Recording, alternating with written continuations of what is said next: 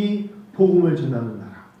이 정말 철조망에 38선으로 갈라진 이 나라, 70년 동안 갈라진 이 작은 나라에서 하나님은 150년 전에 선교사를 보내서 이 작은 나라가 복음을 들고 오히려 터키로 가고 있어요. 복음을 들고 오히려 중앙아시아로 가고 있어요. 복음을 들고 유럽을 가고 있고 복음을 들고 중국을 가고 있어요. 하나님은 역사의 주권자이십니다. 그 하나님이 우리를 들어서 주시는데 우리는 뭐라고 고백해야 되느냐? 하나님의 사랑이 우리 민족에게 임했다고 보셔야 돼요. 그러면 우리가 하나님의 사랑을 받았어요. 오늘 말씀처럼 사람이 나를 사랑하면 내 말을 지킨다 하셨어요. 이제부터는 우리가 하나님 말씀을 지켜야 돼요. 하나님이 주신 십계명을 지켜야겠죠.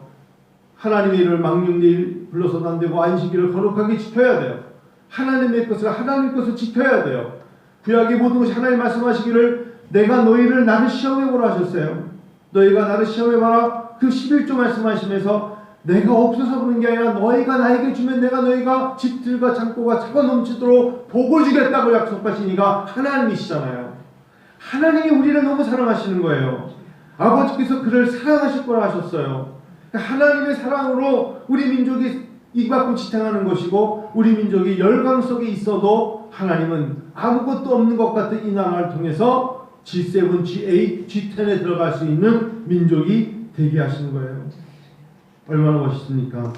저는 아무리 생각해도 역사 공부를 해도 아무리 그림을 그리고 봐도 바로 일본이 남중국을 블라디보스토크나 여러 나라를 사하진섬이나 아무리 노린다고 해도 하나님은 우리 민족을 지키실 겁니다. 저는 믿습니다. 기도하는 민족, 하나님을 찾는 민족, 하나님을 경외하는 민족, 하나님을 따라가는 민족을 하나님은 지켜 보호하실 줄로 믿습니다. 그래요. 그래서 제가 이 강단에서 목회자이기 때문이 아니라 하나님을 더 의지하며 하나님이 나에게 베푸신 그 사랑이 무엇인가를 찾아 나가야 되잖아요. 하나님은요, 하나님 우리를 사랑하셨는데 이 사랑이라는 단어는 하나님의 최고의 본질이에요. 요한일서 4장 8절이나 요한일서 4장 16절 말씀이 다 하나님은 하나님의 절대적인 본질이 뭐냐? 사랑이에요. 그 사랑, 하나님의 사랑은 우리에게 바로 신적 사랑은 어느 정도의 사랑이냐면 아무도 할 수 없는 하나님 당신 자신이신 예수 그리스도가 십자가상에 내어 죽기까지 내어주신 사랑이기 때문에 어떤 사랑과도 비교할 수 없는 사랑을 요한복음 14장에 말씀하시는 이 사랑은 우리가 말하는 그냥 인간적인 감정의 사랑이 아니라 하나님께서 당신의 목숨을 인간의 몸으로 오신 예수님을 내어주신 십자가의 사랑입니다. 그 사랑을 받은 민족이라고요. 이것은 절대적 속성을 가진 것이기 때문에 시간, 언제, 또 누구에게 해당되거나 반응에 따라 움직이는 게 아니라 하나님의 사랑은 절대적인 속성의 사랑이기 때문에 왜 우리를 사랑하십니까? 우리가 얼마나 잘났기 때문에 우리 민족이 무수했기가 아니라 하나님은 무조건적이고 물어볼 수 없는 사랑을 베푸시는데 그 사랑을 전 세계에 있는 무슬림권에 있는 사람들, 중앙아시아에 있는 사람들, 인도는 힌두교를 믿고 네팔도 힌두교를 믿고 전 세계 사람들이 도저히 돈으로 경제적으로 살 수 없는 사랑을 우리에게 주신 거예요. 어찌 이 큰 사랑을 받았어요. 그 사랑은 완전하고 영원합니다. 우리나라를 향하신 하나님의 사랑은 200년 전에는 모르겠지만 예수 그리스도의 복음이 들어온 그 이후에 이 땅의 사랑은 완전하고 영원할 것입니다.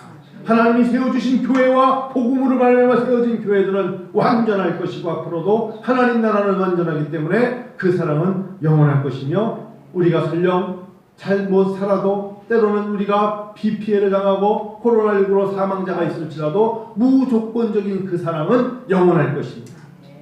그걸 믿고 따라가십시다. 하나님의 그 사랑이 얼마나 큰데요. 하나님의 그 사랑이 우리에게 나의 힘이 되신 여호와여 내가 주님을 사랑합니다 말할 수 있는 것처럼 우리에게 힘이죠. 하나님의 사랑이 힘이에요. 하나님의 사랑을 믿읍시다. 중국이 핵을 가지고 있고 인도가 핵을 가지고 있고 파키스탄이 핵을 가지고 있고 미국이 핵을 가지고 있다고 아무리 외쳐도 저는 하나님의 사람의 한 명으로서 외칩니다. 핵을 주관하시니까 하나님이시고 핵 가지고 모든 것을 세계를 움직일 수 있다 하는 세계의 종말은 하나님이 허락하지 아니하시면 일어나지 않습니다. 하나님이 주권자이십니다. 하나님이 통치하시는 겁니다. 그 하나님 안에 우리가 이 밤에 모여서 기도하는 것이죠. 예수님의 사랑하시는 사람들. 요한복음 20장 2절에 예수님이 그 사랑하는 제자들 라고 말할 때 예수님이 사랑하는 그 제자들, 예수님이 사랑하는 그 제자인 은혜와 합전께 섭니다. 예수님이 사랑하시는 그 제자들의 그 제자가 바로 우리라고 생각합니다. 예수님이 사랑하는 그 제자들. 저는 그 대목을 읽을 때마다 예수님이 사랑하는 그 제자가 누굽니까? 나입니다. 베드로가 가서 예수님이 제자들에게 말해야겠다. 그 또 앞에 예수님이 사랑하는 그의 제자들. 바로 우리라고 생각합니다.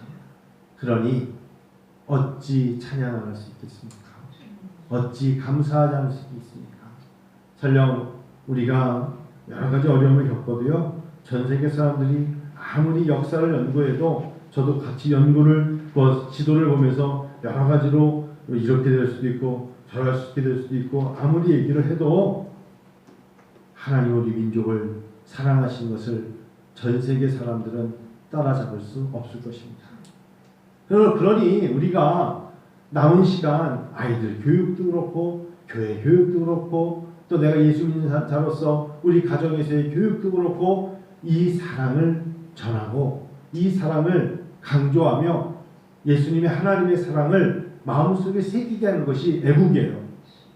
하나님을 잘 섬기는 게 애국이에요. 정말 하나님을 잘 믿고 따라가는 게 이것보다 더 강한 힘은 없습니다. 여러분과 제가 오늘 이 밤에 그런 고백을 드렸으면 좋겠습니다. 찬양 한 잔 드릴까? 하나님께 찬양 드립니다.